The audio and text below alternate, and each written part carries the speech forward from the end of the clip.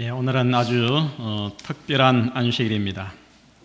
한 주일 동안 연말 기도 주간을 보내면서 지나온 한 해를 돌아보고 또 우리의 내면을 깊이 살피며 하나님과 사람 사이의 모든 허물과 죄악을 자백하고 용서와 정결과 화목을 이룬 가운데 맞이한 이 안식일은 레위기 16장 31절에 있는 말씀처럼 큰 안식일입니다.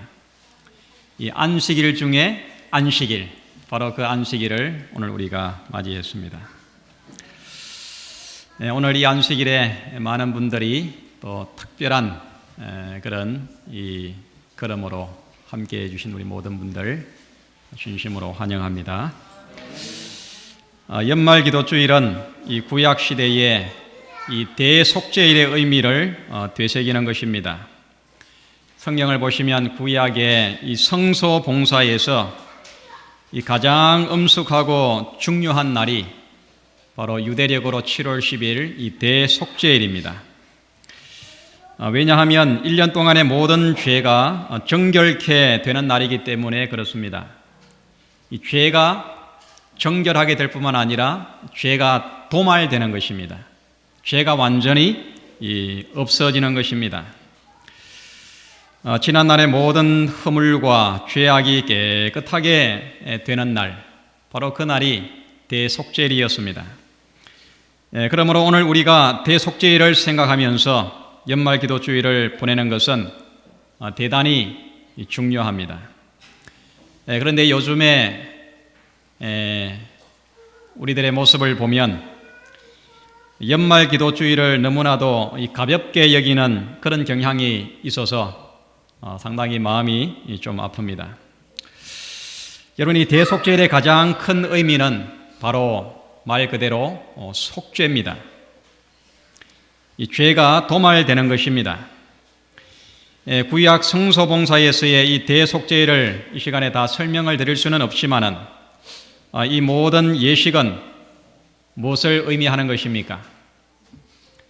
대속죄일에 대제사장이 그 죽임을 당한 영소의 피를 가지고 지성소에 1년에 한 번 들어가는 그 지성소에 들어가서 피를 뿌리고 또 그 모든 이스라엘 백성들의 죄를 표상적으로 어깨에 짊어지고 나와서 아사셀의 머리에다가 옮기고 그리고 그를 무인지경으로 이렇게 보내어서 이렇게 하는 모든 일련의 이 과정들은 무엇을 가리킵니까? 바로 예수님의 십자가의 속죄를 상징하는 것입니다. 예수님께서 이루신 위대한 구원, 이루실 위대한 구원, 죄의 완전한 정결과 도말을 가르쳐주는 바로 그 이 과정이 바로 이 대속죄일의 모든 의식 속에 들어 있습니다. 오늘 이 시간에 함께 우리 이사야서 43장 말씀을 펴겠습니다. 구약성경 이사야서 43장 25절과 26절입니다.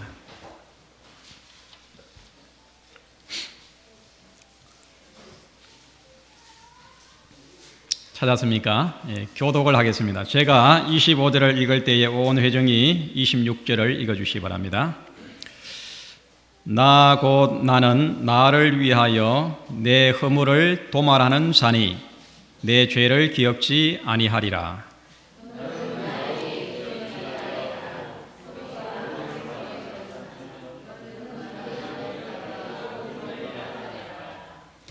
감사합니다. 요즘 성경 번역이 개정 번역이 나와가지고 이렇게 좀 이 구절들이 좀 다 같지 않은데 의미는 같습니다. 이 말씀은 좀 어려운 내용입니다. 너희의 허물을 도말하는데 누구를 위해서 그렇게 한다고요? 나를 위해서 죄를 도말한다. 그래서 그 죄를 다시는 기억지 않겠다. 그렇게 말씀합니다. 이 말씀을 이 공동 번역에서는 이렇게 번역을 했습니다. 내 죄악을 씻어 내 위신을 세우겠다. 이 일을 나밖에 누가 하겠느냐? 너의 죄를 나의 기억에서 말끔히 씻어 버리리라. 내 속을 내 앞에 틀어 놓아라. 함께 시비를 가려보자. 너로서 억울한 점이 있거든 해명해 보아라. 여기 공동번역에서는 너의 죄를 씻어서 내 위신을 세우겠다 그렇게 번역을 했습니다. 또 이 현대인의 번역에서는 그러나 나는 너를 위하여 내 허물을 삭제하는 하나님이니, 여기는 허물을 삭제한다 그렇게 표현을 했습니다. 내가 다시는 너희 죄를 기억하지 않을 것이다. 너희에게 의로운 일이 있으면 나에게 기억나게 하라. 우리가 함께 변론해 보자. 너희에게 죄가 없다면 그것을 입증하라. 그 다음에 이 한글 킹 제임스 버전에서는 너하고 나는 나를 위하여 내 허물을 없애는 이니 내 죄들을 기억하지 아니하리라. 나를 기억하라. 함께 변론하여 내가 정당하다는 것을 주장하라. 좀 어려운 표현인데 이 말을 제가 쉽게 설명하면 이런 뜻입니다. 죄를 범한 인간에게는 그 죄를 해결할 능력이 있습니까? 없습니까? 전혀 없습니다. 이 털끝만한 죄라도 우리는 그 죄를 없이 할 수가 없습니다. 그러므로 하나님께서 인간의 죄를 용서하시고 또 구원하시고 그 죄를 도반하는 것은 하나님 자신을 위한 일입니다. 이것이 곧 하나님의 위신이요 명예요 영광인 것입니다. 사단의 그 아주 끈질긴 정죄와 비난에도 불구하고 하나님의 아들 예수의 십자가의 대속적인 죽음을 통해서 죄인을 구원하고 그래서 하나님의 자녀로 다시금 회복하는 이 일이 곧 하나님의 영광인 것입니다. 이것이 하나님의 의요, 하나님의 명예인 것입니다. 이사야서 같은 책 55장 13절에 보면 잣나무는 가시나무를 대신하여 나며 화석류는 진려를 대신하여 날 것이라. 이것이 하나님의 명예가 되며 영영한 표징이 되어 끊어지지 아니하리라 하시니라. 여러분 이 표현을 잘 한번 보시기 바랍니다. 죄로 인해서 가시처럼 날카롭고 상대방을 상처를 주고 또 찢기고 모가 나고 거칠고 부패하고 타락한 마치 가시나무와 같은 이 죄인이 예수를 믿고 용서를 받고 죄가 도말되어서 잣나무처럼 또 화석나무, 이 석류나무처럼 변화되어서 아름다운 열매를 맺는 것은 정말 놀라운 일이 아닙니까? 이것이 하나님의 의요, 이것이 하나님의 아름다움이요, 이것이 하나님의 영예라 그렇게 말하고 있습니다. 우리는 다 가시나무 같은 진려 같은 그런 이 죄인들입니다. 망가지고 부패하고 변질되고 완전히 죄악에 사로잡힌 그런 이 죄인들입니다. 이런 죄인이 어떻게 올바른 사람이 될 수가 있습니까? 어떻게 의로운 사람이 될 수 있습니까?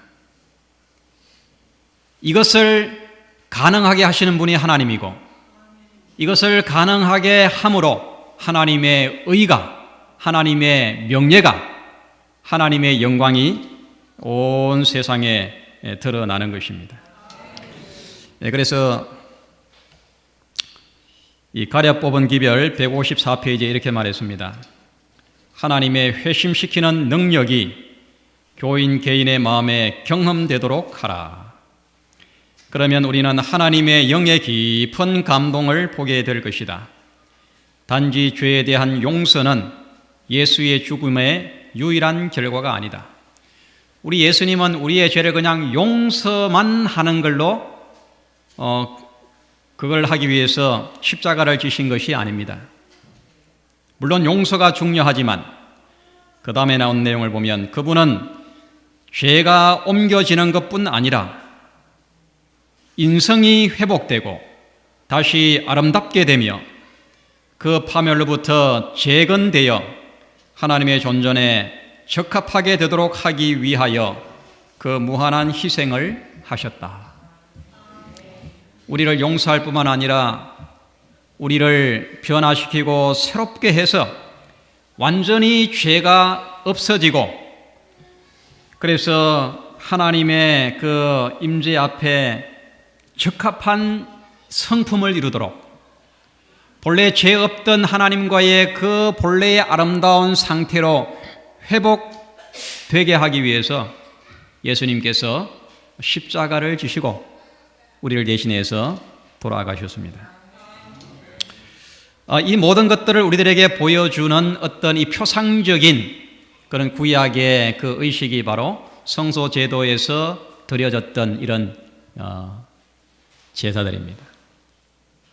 그래서 오늘 우리가 연말 기도 주간을 보내면서 이처럼 위대한 하나님의 그 십자가의 구속이 우리 속에 이루어진 것을 우리가 체험하고 거기에 대해서 감사와 찬양과 기쁨을 돌리면서 오늘 보내는 바로 이 안식일 또 이 성만찬 예배가 우리 속에 이 모든 의미들을 새롭게 하고 우리 속에 하나님의 위대한 구원을 다시 한번 경험하는 그런 날인 것입니다.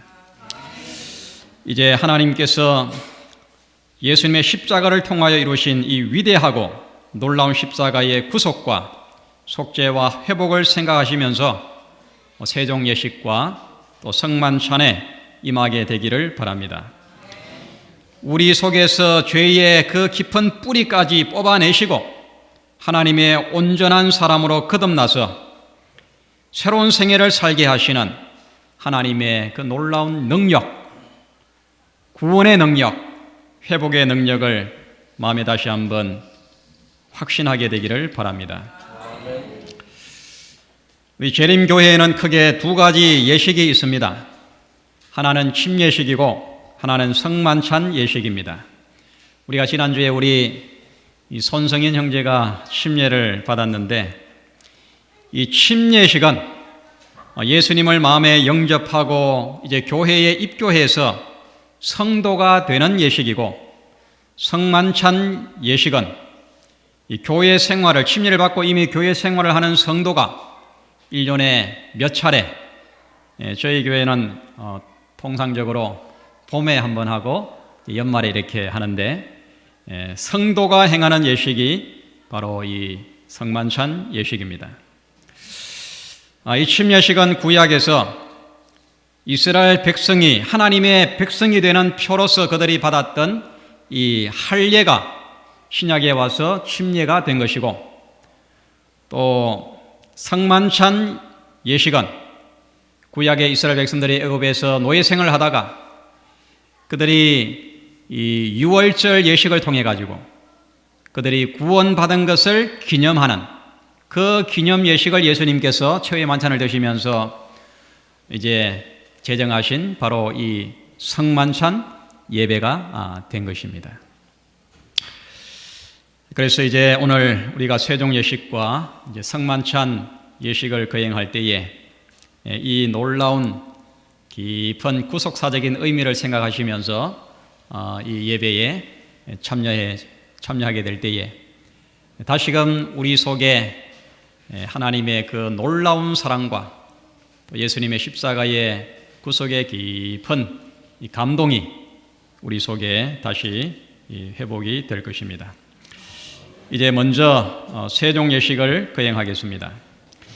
이 세종 예식은 예수님께서 이 십자가를 바로 앞에 두시고 제자들과 최후의 만찬을 드시기 전에 예수께서 보이신 그 모본을 따라서 예수님의 겸손을 배우고 또 성만찬에 참여하기 위해서 우리의 마음을 준비하는 그런 예식입니다.